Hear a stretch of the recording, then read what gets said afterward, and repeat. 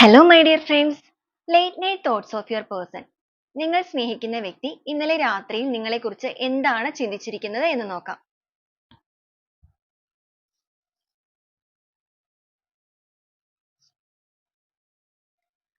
Detachment,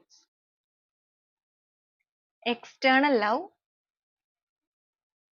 support, ഒരു card കൂടെ നോക്കാം, നേച്ചർ.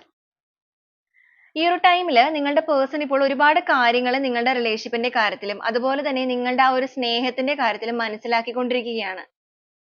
എക്സ്റ്റേണൽ ലവിന് ഒരുപാട് പ്രാധാന്യം കൊടുത്തിട്ട് നിങ്ങളുമായിട്ടുള്ള ബന്ധത്തിൽ നിന്ന് ലെറ്റ് ഗോ ചെയ്ത് പോയിരിക്കുന്ന വ്യക്തികളാണെന്നുണ്ടെങ്കിൽ ഇപ്പൊ ഈ ഒരു സമയത്ത് അവർക്ക് അതിൻ്റെതായ ഒരു തിരിച്ചടി അവരുടെ ലൈഫിൽ നേരിട്ട് നിൽക്കുകയാണ്.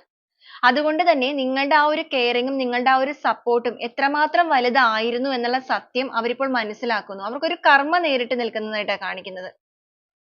ആ ഒരു കർമ്മ അവരിൽ നേരിട്ട് നിൽക്കുന്നത് കൊണ്ടിട്ട് നിങ്ങളുടെ ആ ഒരു സ്നേഹത്തിന്റെ തീവ്രതയും നിങ്ങളുടെ സത്യസന്ധതയും അവർ മനസ്സിലാക്കിയിട്ട് എക്സ്റ്റേണൽ ലവിനേക്കാൾ കൂടുതലായിട്ടുള്ള വാല്യൂ എന്ന് പറയുന്നത് യഥാർത്ഥമായിട്ടുള്ള ഒരു സ്നേഹത്തിലാണ് എന്നുള്ളത് അവർ തിരിച്ചറിയുകയാണ്.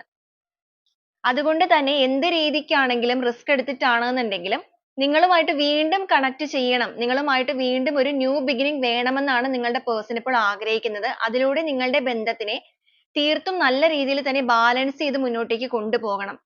നിങ്ങൾ അവർക്ക് ഇതുവരെ കൊടുത്തിരിക്കുന്ന ആ ഒരു സപ്പോർട്ടും കെയറിങ്ങും എല്ലാം തന്നെ അവരാൽ കഴിയുന്ന രീതിയിൽ നിങ്ങളിലേക്ക് നൽകണമെന്ന് അവരിപ്പോൾ ഒരുപാട് ആഗ്രഹിക്കുകയാണ്.